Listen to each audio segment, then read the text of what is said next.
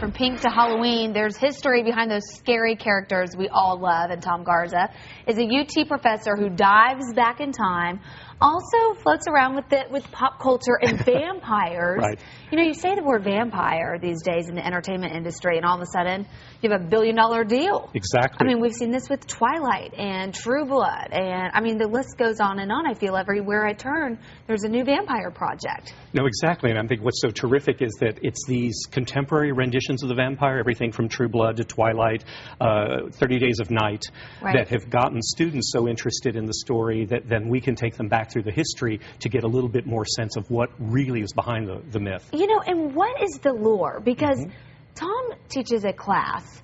What is the class called? The class is called The Vampire and Slavic Cultures. Okay, Vampire and Slavic Culture. He only teaches this once every 2 years. Right.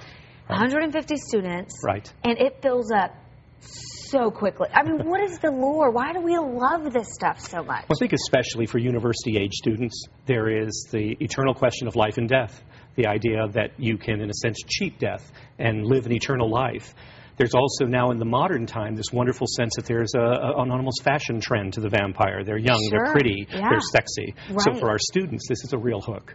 Okay, here's the big question. Sure. And speaking of hook, Tom kind of threw this hook last year when we had this conversation. Are vampires real? Historically, they are.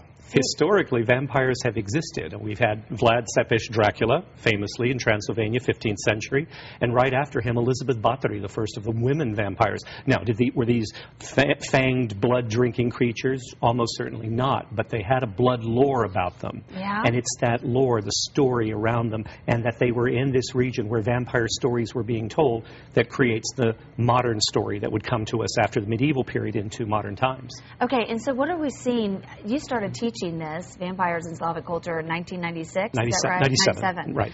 In the last few years, more than a decade, tell us, a couple decades here, how that vampire culture has now changed. Well, the story explodes pretty much every time we get in a period where there's economic strife or political strife, because people want the fantasy. We want sci-fi. We want escapism. So the story really has now, in the last decade, blossomed. And we've gotten really cool, I think, what I like to call just postmodern vampires, vampires that are part of today's society. True Blood's a great example. Vampires who want to fit into human society. So they don't drink our blood, they drink True Blood.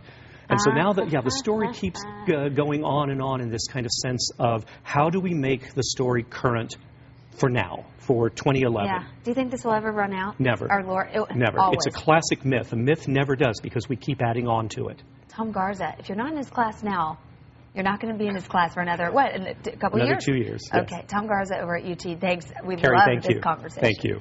We'll be right back.